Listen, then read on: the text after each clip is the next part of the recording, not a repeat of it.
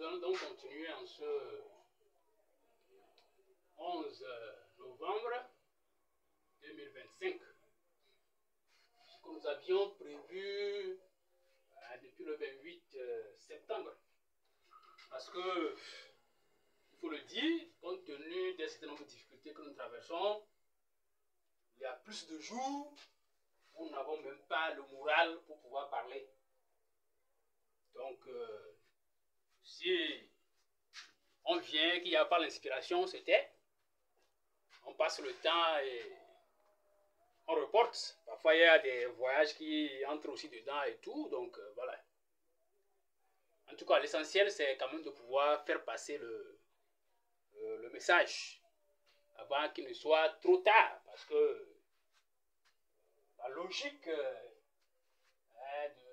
de pression psychologique, morale et tout que nous subissons en ce moment nous conduira à quel point Dieu seul sait. Donc, ce qui fait que je dis qu'il faut qu'on le fasse avant donc qu'il ne soit trop tard.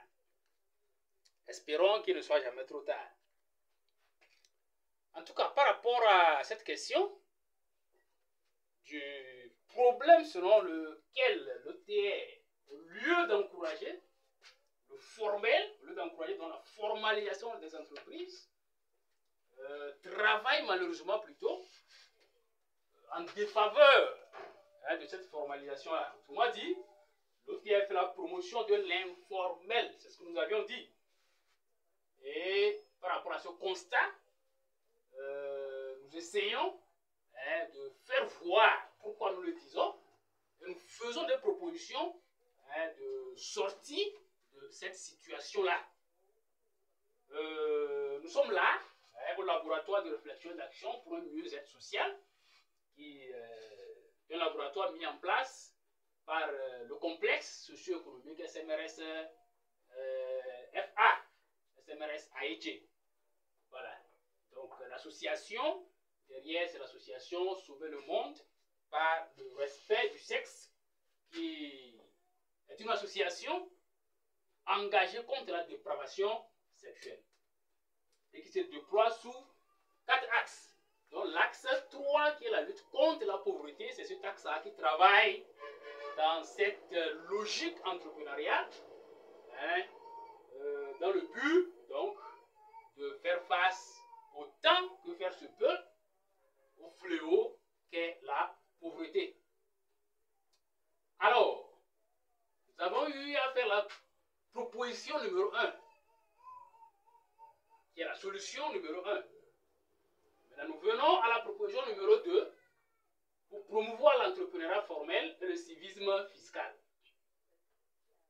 Nous avons ici en un l'allègement des charges fiscales dans un suivi rigoureux des entreprises qualitatives à tendance sociale.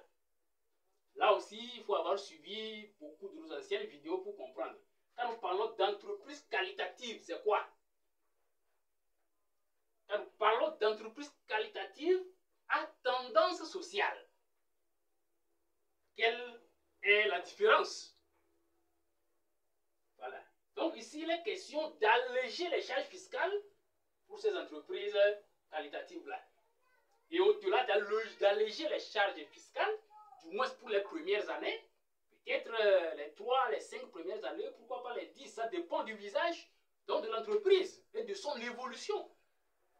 Il y a des entreprises, selon le cadre de sa naissance, les accompagnements de l'État ou de telle autre structure, de certains avantages et tout, peut naître et puis avoir tout à l'heure une certaine force. Mais il y a des entreprises qui n'ont pas un certain nombre d'opportunités, d'avantages, qui vont évoluer clopin. Il faut être capable de pouvoir aussi les accompagner petitement. Donc de toute façon, une entreprise pas encore assise, il faut vraiment un allègement des charges fiscales. Il ne faut pas qu'on soit dans une logique, la loi c'est la loi, donc ça s'applique à tous. Non, ça ne peut pas marcher. Si on est dans un pays où on se dit qu'on fait la promotion de l'entrepreneuriat. Voilà. Donc, au au-delà de l'allègement, il faut un suivi rigoureux. Pourquoi un suivi rigoureux? Parce que la confiance n'exclut pas le contrôle.